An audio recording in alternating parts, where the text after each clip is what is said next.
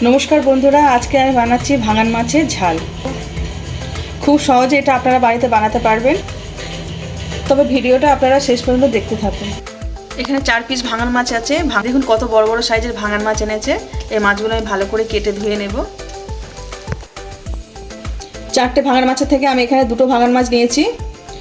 এই 2টো ভাঙন মাছ আমি আজকে রেসিপি করব, আর 2টো ভাঙন মাছ আপনাদের পরে আমি রেসিপি করে দেখাবো অন্য কিছু। মাছটা আমি নুন হলুদ মাখিয়ে দেবো। প্রথমে আমি নুন দিয়ে দিচ্ছি, স্বাদ মতন হলুদ দিয়ে দিচ্ছি।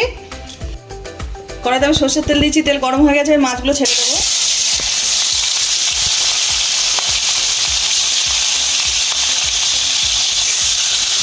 এবার আমি পাল্টে নেব।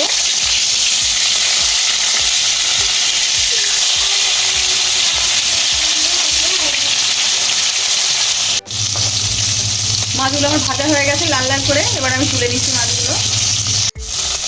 মাছগুলো আমার ভাজা হয়ে গেছে, এগুলো আমি তুলে নেব। ওই মাছ ভাজার তেলে আমি তেল দিয়েছি, এর মধ্যে আমি পেঁয়াজ বাটা দিচ্ছি। পেঁয়াজটা একটু ভেজে নিচ্ছি। আদা গ্রেট করে রাখা ওইটা দিলাম।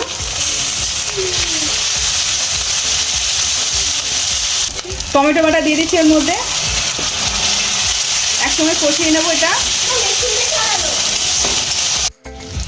মশলাটা আমার ভাজা ভাজা হয়ে গেছে। এর মধ্যে পরিমাণ মতো হলুদ দিয়ে দিচ্ছি, 1 চামচ মতো লঙ্কা গুঁড়ো দিয়ে দিচ্ছি, 1 চামচ মতো ধনে গুঁড়ো দিলাম, 1 চামচ মতন জিরের গুঁড়ো দিচ্ছি,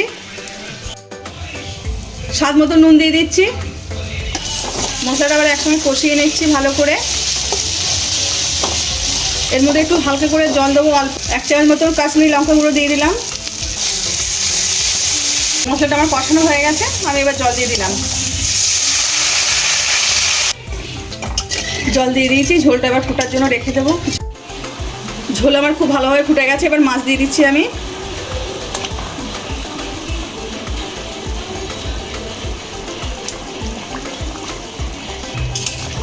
ঝোলটা এবার ভালোভাবে ফুটবে, মাছ দিয়ে দিয়েছি। তরকারিটা আমার হয়ে গেছে, আমি এটা নামিয়ে নিচ্ছি। ভাঙন মাছের ঝাল একদম রেডি। দেখলেন কত সহজে আমি বাড়িতে বানিয়ে ফেললাম। আপনারা চাইলে আমার এই রেসিপিটা ফলো করে বাড়িতে বানাতে পারেন। আজকে আমার এই রান্নাটা যদি আপনাদের ভালো লেগে থাকে তাহলে লাইক করে দেবেন, শেয়ার করে দেবেন। কেমন হয়েছে কমেন্টে জানাবেন। আবার নতুন রান্না পেতে গেলে আমার চ্যানেলটা সাবস্ক্রাইব করে দেবেন।